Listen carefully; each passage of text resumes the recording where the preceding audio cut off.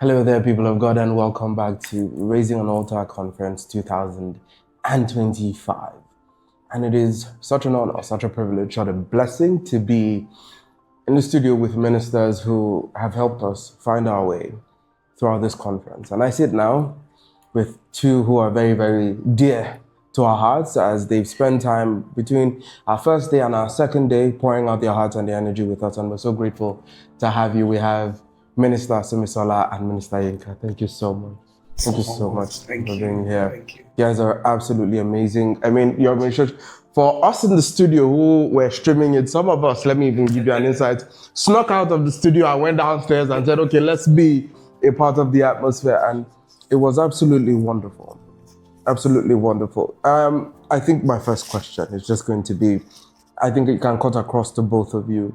We've done this for a couple of years now, raising an altar. And the first question I usually always like to ask, because everybody has a different answer, where is your personal altar? What is it like for you, raising a personal altar? Let me have you go first, man. Raising a personal altar, far beyond, I will speak for us ministers. Okay. Because a lot of people think that worship starts on the altar. But yeah, it doesn't start from the altar. It doesn't start on the stage. Thank you. It starts from how you've stayed in God's presence. And when I say stay in God's presence, I don't mean, sorry, permit me, but I don't mean to say, okay, you want to pray like you're trying to, what will I say? It's not natural, like artificial. You want to pray because you know you have a meeting, rather than spending time to just be with Jesus and just know Him, not because of what you want to get or because of what you want or because you want Him to go with you. It's a routine, like that's your lifestyle, not just because you have an event or you have something to do. So it starts way before the stage. It's in every day of the week. Every moment, every second, you're sleeping, you're dreaming about Jesus. It's possible. Yes, it's in the book of Solomon, Songs of Solomon. You're sitting down talking to your friends and you're thinking the kingdom. Life in entirety. That's worship. Everything is centered around Jesus. Everything you're speaking with people, you're speaking about Jesus. You're talking to people, you're talking about Jesus. You're revealing Jesus everywhere you go. You're carrying His presence everywhere you go. So the on the stage is an overflow. Yeah, it is. Yeah, it's an overflow of exactly. Yeah. It doesn't start there. Yeah. Those are not even the most beautiful moments. The most beautiful moments are not camera moments. Yes. They are private moments, just you and your Father, you and your Master Jesus, having a tete-a-tete. Yeah. Yeah. And actually, you see, like, if you look at husband and wife now, the most important moments are when they're alone. That intimate moments, that's when, all the gist and all the, that's when they said Freedom of expression too. Yeah. Exactly. That's what the altar means, where you just be with Jesus, not because of His hands, but because of who He is, because you love Him and He loves you first, so it's just a time with your lover, basically, and that's it. So this is, again, like I said, if because of time I have to be conscious, because I would have this conversation for days if I could with both of you. And I absolutely love, again, your ministries have been so beneficial to me, and we're gonna get into it, but I'm going to be as brief as possible. So our theme for this year is Jesus the Revealer. And I'm going to ask you specifically to each of you individually. I know the first time you answered for ministers, which is understandable, but this is why I'm going to ask you individually is, for you now, you wear many hats. You are Sunmisola the minister, Sunmisola the actress, Sunmisola the thought leader, Sunmisola the wife, the mother, Sunmisola the sister. You wear many hats. And we've seen the expression of Jesus in different ways to you and through you in all of these different hats that you wear. And that's my question to you now is, number one, what do you think is in all of these hats that you wear, what do you think is the singular way that Jesus reveals Himself to you and through you in all of these assignments? And then very importantly, if you were going to hand over that message to somebody who is trying to find a center and says, okay, I have to pick one, what would that message be? I think the most beautiful that Jesus reveals Himself to me is as my Father. So it sorts everything out. I'm not coming to Him because I'm scared of him. Yes, he's almighty. He is great. He's amazing. But he died for me. He came in flesh to dwell among us and gave us his life in fullness. So that alone solves all the problem. So I go before him. I'm free in his presence, because who the Son sets free is free indeed. I'm not going chained. I'm not going bound. I'm going because I'm conscious of my identity in him. So yes, that's my favorite. Then how about through you? Through me. In all of your assignments? Being his emissary. So I will not pick music or no, it's emissary. I'm multi-dimensional. Whenever I want to. Let your light so shine. Yes, so shine before men, that men see and glorify your Father which is in heaven. Absolutely. So I'm randomly in school and I don't have to introduce myself before they know that I carry the person of Jesus. It reflects. This is the Bible that they see before they even encounter the real Bible. Yeah. So I can be in the marketplace and Jesus is revealed in me. I can be talking to an unbeliever and Jesus is revealed in me. So it's not until we are in our element, so to say, before we showcase the person of Jesus. Absolutely. I love that. I love that answer. So it's the same for you, because you also take on many assignments. Yes. Like she has said, Jesus revealed in everything. Like your shirt says, reveals all. Yeah. So, Yes.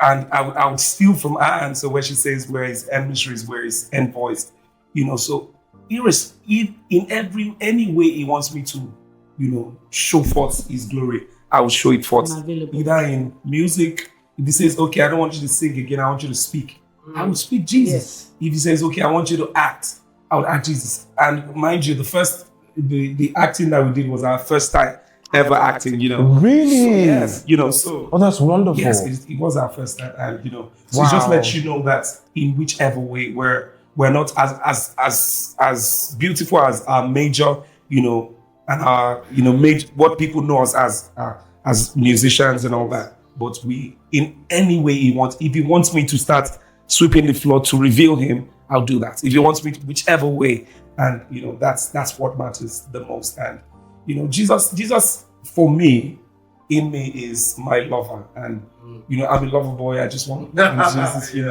And as much, like my wife's song also says, as much as I love him, I can't love him as much as he loves me. Yeah. So but I would keep trying, and keep pressing, and we just love him, and that's all we just want to, we just want to. That's what we want to show forth, basically. Absolutely. Yeah. And sadly, because of time, I'm going to ask you this as the last question. I wish I could carry this conversation again. I've said that, but I think the last question for me is this. You've also talked about, both of you have talked about the different ways God has revealed himself to you. Jesus has revealed himself through you. I think this is now coming from a personal perspective, and it's going to be a bit personal for you. And I know that I ask these questions to ministers who come, because I know that those personal encounters help people with perspective. And my question to you is, in the different ways that Jesus has revealed himself to you over the years, which could you point out as being the most instrumental to who you are now in ministry, in marriage, in your life? Whatever you feel like influences how you walk in the world now. Do you have a personal revelation that you can remember? And what was it like? Yeah, I would say it was in my lowest. I would say so far it's been my lowest day. I think it was about 3 years ago. I was at my lowest. I was just depending on God because I'd suffered a huge loss, and it shook me.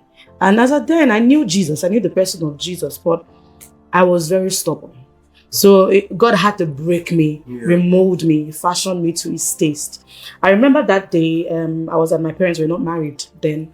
And I was just worshiping. I couldn't stop worshiping. I couldn't stop just praising God. And Jesus came into the room. That's my encounter that has helped me even up till now. And Jesus came into the room, and it was a mighty, like, it was a purging. I've shared it with my husband. It was more like he was taking things out and putting things in it. And trust me, from that day, my life has never remained the same again. So it's been partnering with the Holy Ghost, journeying with the Holy Ghost every step of the way. And that encounter formed everything. It was like the gusher opened that day, to my journey with Christ. So, same question. So I would. So I used to let me say, be in the marketplace, and up until recently, So there was a period where I transited from Lagos to Abuja. I used to be in Abuja for the longest. I grew up in Abuja basically, so and that season was my waiting season. So and that's why when Pastor was preaching about waiting, it makes so much sense to me because everywhere I go to, I preach about waiting because I think waiting is one of the most amazing mysteries that God has given us. And it applies to I and my wife as well. That waiting season where you think, man, like you could do something, but God is saying wait. God is saying chill, calm down. And you're like, so it was in that process that God eventually, it was in coming to Lagos, although we had been dating online, but it was in that process I came. Even when I thought I could, put myself out there, God said no, let's stay. So it was almost a depressing moment for me. But in that waiting, God gave me, He gave me a burden, and that burden changed my life forever. When I spoke to my wife about it and we decided to worship together. I'm sure you've seen the worship video. That video was a burden. God placed that burden and said, guys, do this. He said, okay, I just want you to worship. And out of obedience, we just came, said it was our phone we actually used. We didn't come to, it wasn't a rehearsal. There was no plan. The funny thing is, the songs we sang on that video were songs that we teach us when we're dating across over. She was in Lagos, I was in Abuja. So always worship over. We always worship. I'll be on the piano, I teach her songs. Yeah. We just worship. All the songs were like all the songs an extension from our secret place. Of our secret place. So there were songs that we used to sing in our secret place. So it was more like we brought our secret place to the public, and it was just obedience, And when we put it there, she said, "Oh, let's just record it," and it was my birthday, August 12th, and she was like, what do you want for your birthday? I was like, let me just share this stuff with the world, that's what I want. And that was it. It changed our lives forever, and we can look back to that moment of obedience and, waiting. And we see that, I tell you, waiting, if I'm to tell anybody or encourage anybody, that waiting season is the best thing that can ever happen to you. As one of my friends would say, he said, God hides his best. I tell you. So while you're cooking, be grateful. Because trust me, when you're out there, sometimes you even get, you'll be like, again, I tell you. So enjoy that waiting process, that waiting season. It's one of God's best hidden secrets. I tell you, waiting. So finally, I selfishly, forgive me, if you could leave one last message, just one last message to the young people, because there's a lot of young people that we reach through this. I understand that it's mostly young people. If you could leave a message to a generation that follows you, a generation that looks to you, a generation that sees your light, what would that be? And I think individually or together, whatever works. I'll say in simple terms, fix your eyes on Jesus. I say it everywhere. It sounds simple, but honestly, that's all you need to do. Because distractions will come, temptations will come, life will shake you. Situations will test you. Will humble you. But fix your eyes on Jesus. Once you fix your eyes on Jesus, you won't be shaken. You won't compromise. You won't compromise. And you will not trade gold for brass. Or what's it called? The counterfeit. Yes. Yeah, you will not trade your salvation for anything that the devil offers you. Fix your eyes on Jesus. Even when it's testing, even when it's not easy. Try. Try. I love that. So anything to add? She said it beautiful. And if you don't, when the pastor was preaching, the pastor that preached before we came up, when she was preaching, she was very insistent on hearing what God has to say. Exactly. And so that was the flow we also used to come in. It's important when you hear God. Yeah. Every other thing, you just know that. And sometimes it takes time. It takes time. Once you get it, you have the template to run with. It takes time. It takes time to host God. Even for like a decade, it does. 20 years. Once you get it, you've gotten it. It might take time. Once you get it, you've gotten it. Okay, so Thank you so much. We like to do this little fun thing. It's fun, but it's also very important. I'll do a fill in the gap for both of you. I'll start with you and I'll end with you. So I'll say a sentence, you finish it. All right, that's all. Jesus the revealer is your...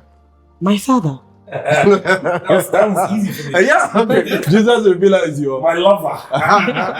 Thank you so much. Thank you so much. So honored. My favorite power couple, Sunmisola Glory to Jesus. and Yinka. Thank you Thank you so much. for So being here. honored.